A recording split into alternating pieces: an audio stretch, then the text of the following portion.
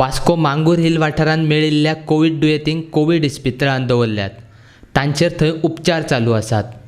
मात कांय जाण इस्पितळांतल्यान सेल्फी आनी चलचित्रां काडून सोशल सायटीचेर घालतात.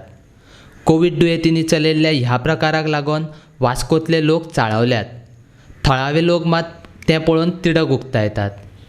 तशेंच तांचेर खर कारवाय करपाची मागणी लोक करपाक लागल्यात.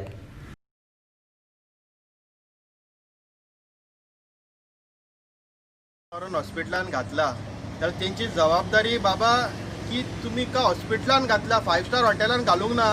तो एकटो आणि तुम्ही फोटो पयला आसतलो अशी 2 बॉटल आसता जशी की ताका कॉन्वोकेशनाची डिग्री गावल्या गोवा युनिव्हर्सिटीन. बाकीचे कोणा सगळ्यांनी सेल्फी मारल्यात. अरे हांव कितें म्हणटा, हांकां कोरोना खरोच जाला काय बेश्टे व्हरोन न्हिदले तें कळना.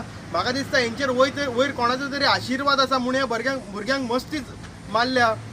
हांव मागता गोंयच्या सीएमा कडेन, इवन आमचे DGP IGP कडेन असले जेन्ना हरकती कोण करता बाबा हॉस्पिटलान न्हिदयला आनी अशें तुमी सेल्फी मारून धाडटात, हे बरें जावन घरा येयले की हेंचेर कडक कारवाई जावपाक जाय. कित्याक फकाण न्हू, हे पळय आख्खो वास्कोभर आख्खे गोंयभर पॅनीक जाल्लेले आहा कोरोनाक लागून आनी ह्या भुरग्यांक चरबी जाल्लेली अशी दिसता म्हाका. जेन्ना तुमकां सांगला बाबा सील जाल्या भितूर रावपाक जाय, रेशन पाणी गावतलें तुमकां आयज नाल्यार फाल्यां तरी गावतलें. प्रत्येकाचेर एक टेन्शन येयलेलें आसा. सो हांव परत एकदां रिक्वेस्ट करता हेंचेर जाता तितली कडक कारवाई करची ह्या भुरग्यांचेर जेंच्यांनी सेल्फी घातल्या तेंचेर specially.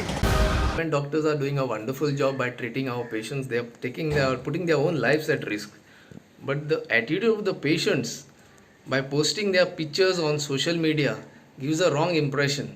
There must be a reason the doctors have been giving you all access to social media.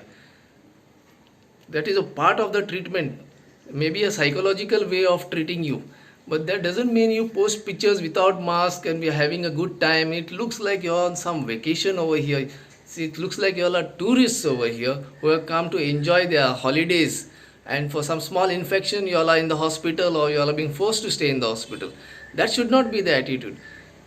One way it may show people that treatment is good, there is nothing to fear, but other ways you all are misusing the opportunity given to you for a fair treatment in a hospital where in some states there is no proper beds available.